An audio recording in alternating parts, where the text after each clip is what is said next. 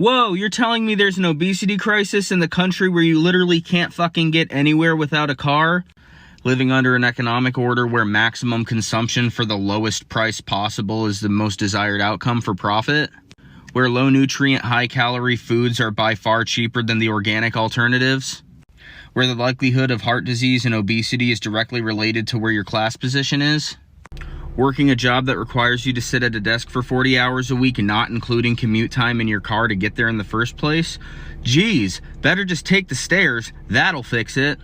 Mayor Gupta, could you please explain why in 2020 you created a Twitter account underneath the handle, quote, coochie flip-flops, unquote, with the sole purpose of cyberbullying K-pop stans with a bio that read, quote, I am doing the Lord's work. Also, cash app me or you are homophobic, unquote. This despite the fact that you are not gay. And to Congresswoman Smith, why in the fall of 2025 did you create a podcast series in which you documented your attempts at seducing your professor, who you described as, quote, Stephen Hawking, but with even more big dick energy, R.I.P., LOL, unquote. The first episode of the saga being titled, quote, I want to strap myself to his wheelchair and ride him like the Kentucky Derby, unquote.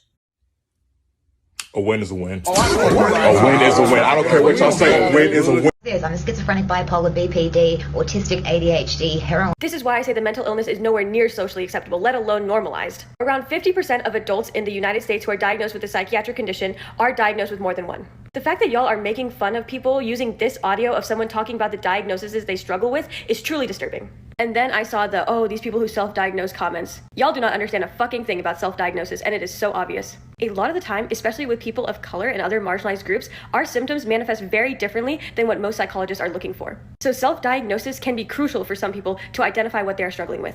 On top of that, this person is an addict. And I know that most of y'all do not understand the mental toll that addiction takes on someone. But can y'all just get off your fucking high horse and try to be kind and compassionate for once? Just because you think something is weird or you don't struggle with it personally doesn't mean that it does not exist and hurt people.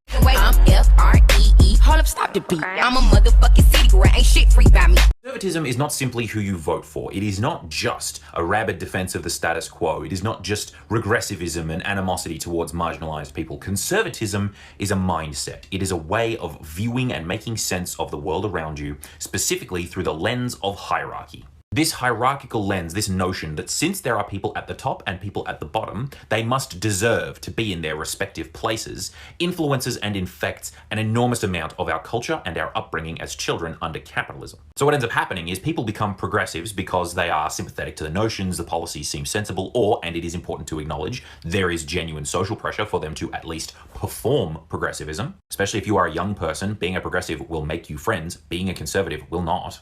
But people do not put in the work to untangle and unlearn this fundamentally hierarchical way of viewing society and the world around them. So there are lots of folks who I'm sure fancy themselves quite progressive, but who will, when pressed, revert to this kind of hierarchical understanding of the world around them and will begin arguing in essentially conservative terms. Because some people managed to navigate the meritocracy. Some people arrived at the bottom and managed to crawl their way out. So therefore, it's technically possible for anyone to do it. Obviously, I think it's terrible that people have to live in poverty, but maybe you should just do a little bit of budgeting. Be more careful with your money. Don't spend it on frivolous things. It's fundamentally easy to perform progressivism. It is profoundly difficult to untangle and unlearn this kind of social conditioning.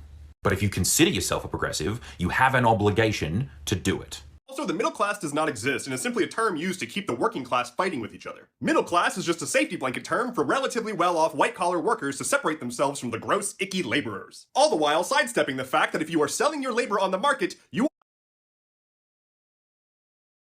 Hello, and also the middle class does not exist and is simply a term used to keep the working class fighting with each other. Middle class is just a safety blanket term for relatively well-off white-collar workers to separate themselves from the gross, icky laborers. All the while sidestepping the fact that if you are selling your labor on the market, you are a part of the working class. It does not matter if you get a decent salary while selling your labor, you are still a member of the working class. What a wonderful diversion they've created. Instead of thinking in terms of the capitalist class and the working class, we have the middle class. Don't you want to be a part of that humble middle class? You know, isn't that your goal? You're not one of those poors, you're a part of the middle class, and the upper class is who lets you do that. This is what people are referring to when talking about class solidarity. There's the owning capitalist class and the working class. That's it. Either you are making money off of capital, or you are making money by selling your labor.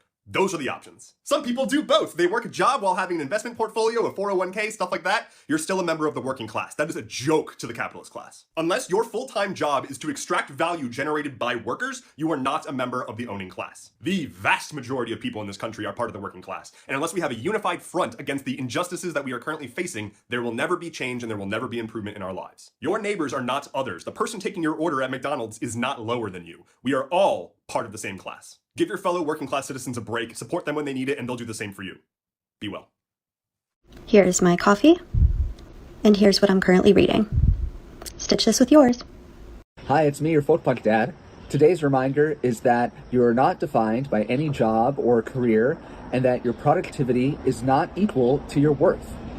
Really frustrates me to see teens on here, especially white teens, talk about how they're so visibly queer because, oh, I have a shag cut, I have a septum, and yet still go out in the real world and see queer people, trans people living much more outwardly freakish lives, and then judge us and say, that's why people can't accept you, that's why people call you slurs and shit because you're not trying hard enough. I just want to say, did you know 70% of the hate crimes committed against queer people are against queer people of color? I'm gonna be hate crime because I'm wearing fishnets and Doc Martens. 91% of all of the victims of trans homicides are black trans women. Y'all love to act like you are the most oppressed in the community just because your family is not accepting. The level of homophobia and violence we face is so much more different if you're a queer person of color. I just need y'all to understand that. Hamilton at the Constitutional Convention. I was chosen for the Constitutional Convention.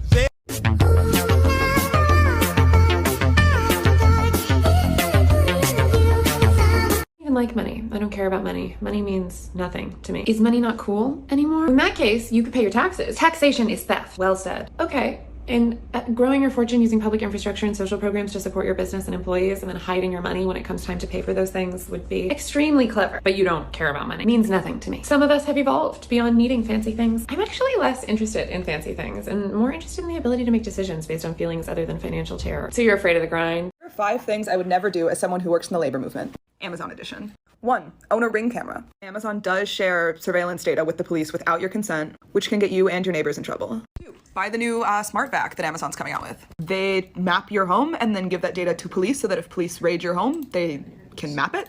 3. Trust reviews or search results. Amazon pushes the products that they make the most money off of first in the algorithm. You just can't trust that you'll get a quality product.